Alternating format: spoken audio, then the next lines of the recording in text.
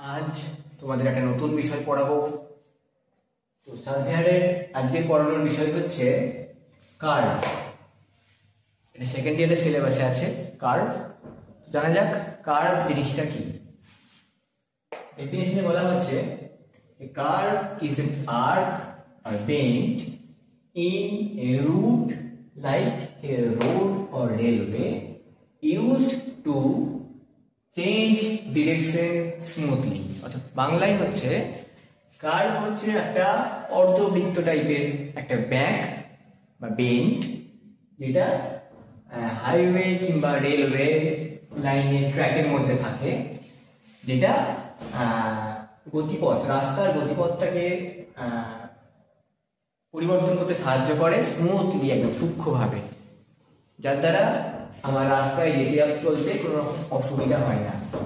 তার উদাহরণ দিয়ে বোঝানো যাক, এই একটা রাস্তা, এই রাস্তাটা এইদিকে যাচ্ছে, যাওয়ার পরে এই রাস্তাটা চলে যাচ্ছে সোজা, তারপর আমি রাস্তাটাকে আবার এই ডান দিকে রাস্তাটা বেঁকে যাচ্ছে।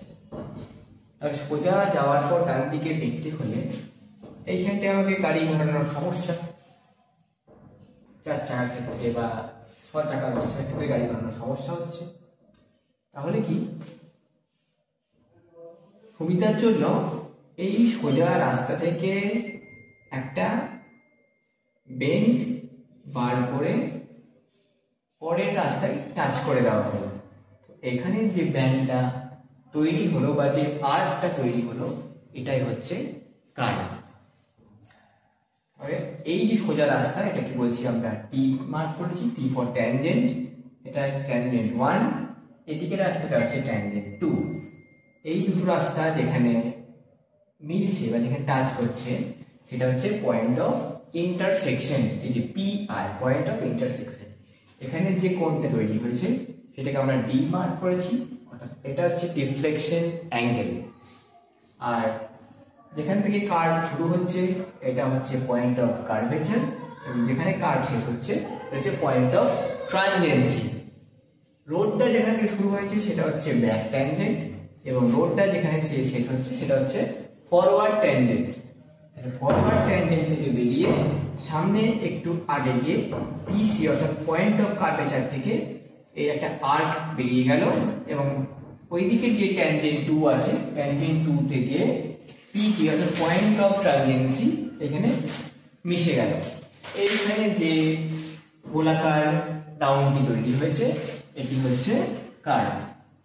কার্ভের এখানে যেটা আমি কাল্পনিক সরলরেখা ধরে নিই, এই পয়েন্ট অফ কার্ভেচার থেকে পয়েন্ট অফ ট্রানজেন্সি পর্যন্ত, এটাকে বলা হচ্ছে লং চর্ড।